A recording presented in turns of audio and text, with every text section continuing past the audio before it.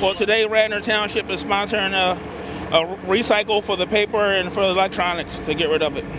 Everybody can come out and drop off their electronics recycling, anything with a plug, TVs, because they're very hard to get rid of. And then up top here, we have the shred event, and that's the township sponsors that too. It's not going into the landfill, so it's better for the environment. Confidentiality, everybody wants to see their items shredded, so we shred right in front of them.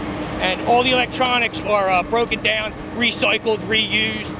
So it's not going into the landfill. Well, about 6 guys from Radnor Public Works, including the boss, Steve McNillis, we're here helping residents of Radnor Township unload their cars, some with the electronics and some with the paper shredding. Because we had a lot of shredding that I didn't want to sit and put in my home shredder, so this is great. Well, I mean, obviously a lot of people are here shredding paper because they have a lot of things. People are concerned about identity theft, and a lot of times they have massive amounts of paper that they can't do. I know personally I can't do it with my little shredder at home, so I have a couple boxes and I brought it over. Have a good one. Some of the electronic products, such as the TVs, have lead, where the lead needs to be properly disposed of instead of being thrown out in your trash or in your local area, where you give it to a recycling company such as E-Force, where we will destroy it properly and make sure it goes to the proper people. The leaded glass is real. You don't want to put lead in the water. You know what happened in Flint, Michigan. We don't want that to happen anywhere else. We have a refinery in Indiana that we ship the leaded glass TVs to, and the mercury embedded flat screens. And they have a process out there where they remove the lead, they wash the glass, and they basically purify everything so that we have a zero landfill policy anyway, and that goes for everything. But on the leaded glass and on the mercury embedded LED screens, it's more important to make sure we handle those real carefully. Well, I know that in electronics there's a lot of metals. There's copper and cadmium, all kinds of different metals, and batteries also.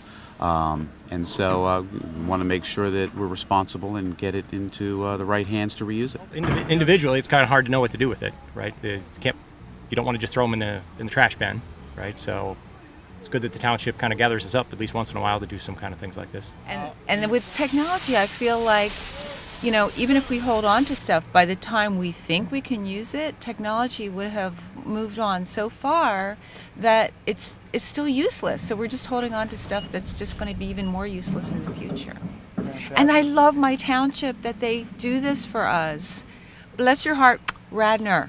I think it's important to be able to dispose of things the right way, and I'm glad that these events happen, and glad to participate. I had to wait in for 10 or 15 minutes, but it's well worth it. They only do this once a year, and last year they did check my license. I haven't had my license checked yet for identification, so who knows if everybody here is from Radnor Township. You're supposed to be a resident, certainly.